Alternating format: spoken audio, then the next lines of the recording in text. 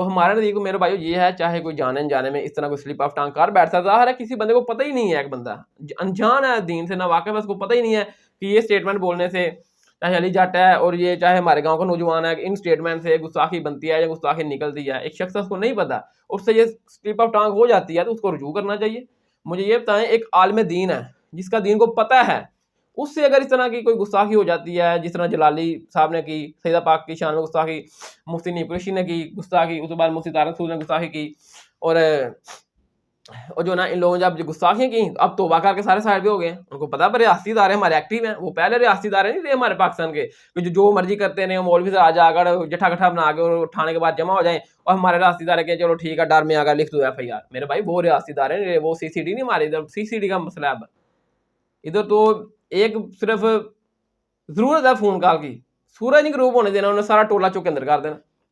آخر مصطفی صاحب ہمارے نزدیک تو ہے ٹھیک ہے، چاہے کوئی عالم ہے، چاہے دیکھیں اگر عالم رجوع کر کے توبہ کر کے سائڈ پہ ہو سکتا ہے، اس کی معافی اس کو مل سکتی ہے، اور ایک نون عالم جو ہے جس کو پتہ ہی نہیں ہے کہ ان الفاظ سے گستاخی بنتی ہے، اس کو تو ذریعہ اللہ معافی ملنی چاہیے اگر وہ توبہ کرتا ہے۔ اپنے ان الفاظ سے رجوع کرتا ہوں، مجھ سے بے احتیاطی ہوئی ہے تو میں رجوع کرتا ہوں اپنے ان الفاظ سے۔ جن لوگوں کا یہ خیال ہے کہ میری وجہ سے ان کو تکلیف ہوئی ہے تو میں ان لوگوں سے معذرت بھی کرتا ہوں، اللہ تعالیٰ سے توبہ بھی کرتا ہوں۔ وجہ سے ان کو تکلیف ہوئی ہے تو میں ان لوگوں سے معذرت بھی کرتا ہوں، اللہ تعالیٰ سے توبہ بھی کرتا ہوں، اور اپنے ان الفاظ سے میں رجوع بھی کرتا ہوں۔ میرا جو پہلا معذرت نامہ گیا تھا اس میں ہمارے ہی بعض اکابر کو، جن میں سر فہرست حضرت مفتی ابراہیم صاحب بھی ہیں، جن کی ہدایت پر میں یہ دوبارہ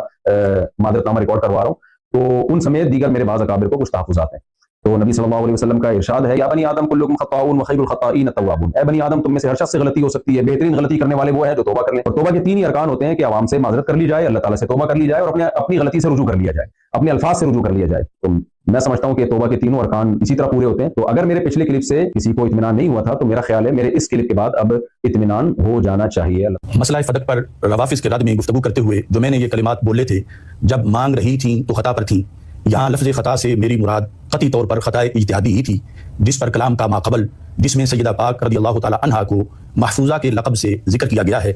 اور کلام کا مابعد بھی دلالت کرتا ہے، جس کی میں نے بعد میں خود وضاحت بھی کر دی تھی۔ عوام میں جو الفاظ وائرل ہوئے انہیں ماقبل اور مابعد سے کاٹ کے وائرل کیا گیا، چونکہ راحت جان رسول صلی اللہ علیہ وسلم حضرت سیدہ زہرا بتول رضی اللہ تعالی عنہا کے آداب کا معاملہ بڑا حساس ہے، لہٰذا اکابر علماء اہل سنت کے کہنے پر انتشار و اختلاف کے خاتمہ کے لیے یہ الفاظ جب مانگ رہی تھیں تو خطا پر تھیں کہ کلمات کو بندہ ناچیز واپس لیتا ہے، یہ الفاظ جب مانگ رہی تھیں تو خطا پر تھیں کہ کلمات کو بندہ ناچیز واپس لیتا ہے، میری کسی تقریر یا تحریر سے اس کے برعکس مفہوم کا تاثر پیدا ہوتا ہے تو میں اس سے بھی برات کا اعلان کرتا ہوں، بے خطا بے گناہ سیدہ زہرا رضی اللہ تعالی عنہا۔ البتہ بعض اکابر سے خطائے اجتہادی منقول ہے اور وہ محفوظ ہونے کے منافی نہیں ہے۔ اب بھی کسی کو میری اصل گفتگو میں لفظ اجتہادی کی صراحت نہ کرنا نامناسب معلوم ہوتا ہے، اگرچہ اصول کے مطابق یہ صراحت ضروری نہیں تھی،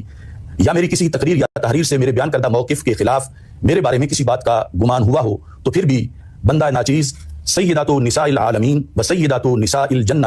حضرت سیدہ فاطمۃ الزہرا علی ابیہا و علیہ الصلاۃ والسلام کی بارگاہ میں معافی کا خواستگار ہے۔ نیز میں سیدہ پاک رضی اللہ تعالی عنہا کے وسیلے سے دعا کرتا ہوں کہ اللہ تعالیٰ میری ہر لغزش کو معاف فرمائے اور آئندہ بھی فکری کجی اور لفظی زلات سے محفوظ فرمائے۔ بسم اللہ والصلاۃ والسلام علی رسول اللہ۔ چند دن قبل رحیم آباد راولپنڈی میں ذکر اہل بیت کانفرنس سے خطاب کرتے ہوئے میں نے روافظ اور نواسب دونوں کا رد کیا۔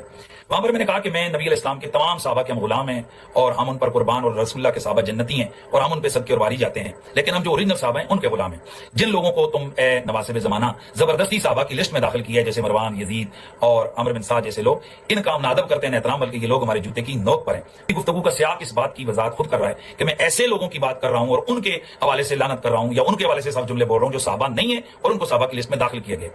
لیکن وہاں جہاں میں نے عمرو بن سعد کا نام لیا تو سبقت لسانی سے میری زبان سے عمرو بن سعد کی جگہ عمرو بن العاص کا نام نکلا۔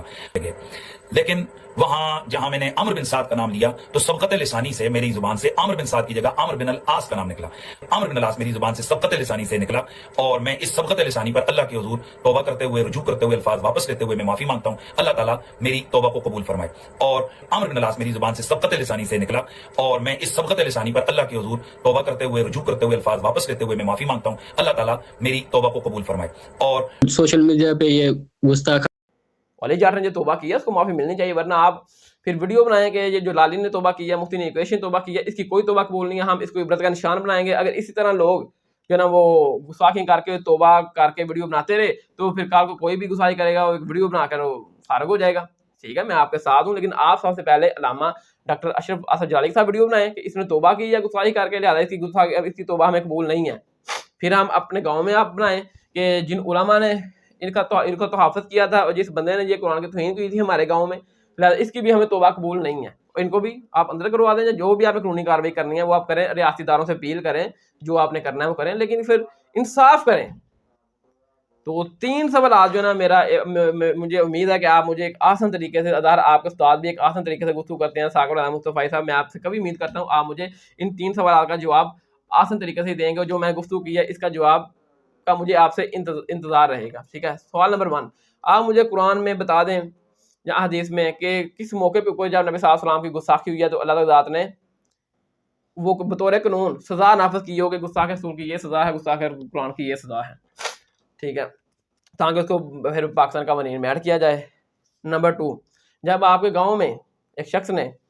قرآن کی توہین جانے میں نبی صلی اللہ علیہ وسلم کی توہین کی تھی, ان کے الفاظ کے ساتھ سارا ظاہر ہوتا تھا, تو آپ نے اس وقت کیوں خاموشی اختیار کی؟ آپ نے اس وقت قرآن کی حرمت پر پہرا کیوں نہیں دیا؟ آپ نے اس وقت نبی صلی اللہ علیہ وسلم کی حرمت پر پہرا کیوں نہیں دیا؟ اگر آپ کہتے ہیں کہ یہ گستاخی نہیں بنتی تو پھر آپ ویڈیو بنا کر بولیں کہ یہ کوئی گستاخی نہیں ہے. پھر میں آپ کو فتویٰ دکھا دوں گا آپ کے جو مفتی ہیں کہ انہوں نے کیا بولا اس کے بارے میں, اور جن لوگوں نے اس کا دفاع کیا تھا اس کے بارے میں ان کی کیا رائے ہے. وہ تو ایسے لوگوں کی جن لوگوں نے کا دفاع کیا, نہ اس کے ایمان کے قائل ہیں نہ اس کے نکاح کے قائل ہیں. آپ کے بڑے علماء کے نزدیک جن لوگوں نے اس کا دفاع کیا تھا, چاہے جیسے بھی کیا تھا, اور اس بندے کا نہ نکاح قائم ہے نہ ایمان قائم ہے. ٹھیک ہے, تو اگر آپ کہتے ہیں گستاخی نہیں تو آپ آ کر فرینڈ سے جواب دیں, اس کا ریڈ کریں. اگر آپ کہتے ہیں گستاخی ہے تو پھر مجھے یہ بتائیں کہ اس کو آپ نے توبہ کے اوپر کیوں نہیں مادہ کیا, اور اس کے حق میں آپ نے کیوں آواز نہیں بلند کی. اگر آپ علی جٹ کے حق میں آپ کا جو نا وہ دل چھلنی ہو گیا ہے, ٹھیک ہے نا, آپ کو چین نہیں مل رہا اور آپ کہتے ہیں کہ سزا ہونی چاہیے, تو جب آپ کے اپنے علاقے میں یہ مسئلہ بنا اس وقت آپ کا دل نہیں چھلنی ہوا, اس وقت آپ نے ایمان کی فات نہیں کرنی تھی, قرآن کی حرمت کی فات نہیں کرنی تھی, نبی صلی اللہ علیہ وسلم کے ناموس کی فات نہیں کرنی تھی. جہاں آپ لوگ برصغیر پاک و ہند کے جو کلچر ہیں کہ وہابی دیوبند شیعہ جو فرقہ حضرات ہیں, ان کا اپنا بندہ چاہے جو مرضی کرے اور اس کے لیے معافی ہے, مخالف فرقہ کرے, اس کے حق میں آپ نے آواز اٹھانی ہے. سوال نمبر 3, آپ مجھے بچائیں جا کر چاہتے ہیں کہ توبہ قبول نہیں ہے تو جلالی صاحب نے توبہ کی ہے, اس کی توبہ آپ نے کیوں قبول کیا؟ آپ جلالی صاحب کے حوالے سے ایک ویڈیو بنائیں کہ جلالی نے یہ توبہ کی ہے, اس کی ہمیں ہر کی توبہ قبول نہیں ہے, کیونکہ کال کو پھر کوئی توبہ کرے گا, گستاخی کرے گا اور بعد میں آ کے ویڈیو بنائے گا, توبہ کر لے گا اور سائڈ پہ ہو جائے گا. آپ نے جلالی صاحب کو عبرت کا نشان بنانا ہے اپنے یعنی کہ قوال کے تحت,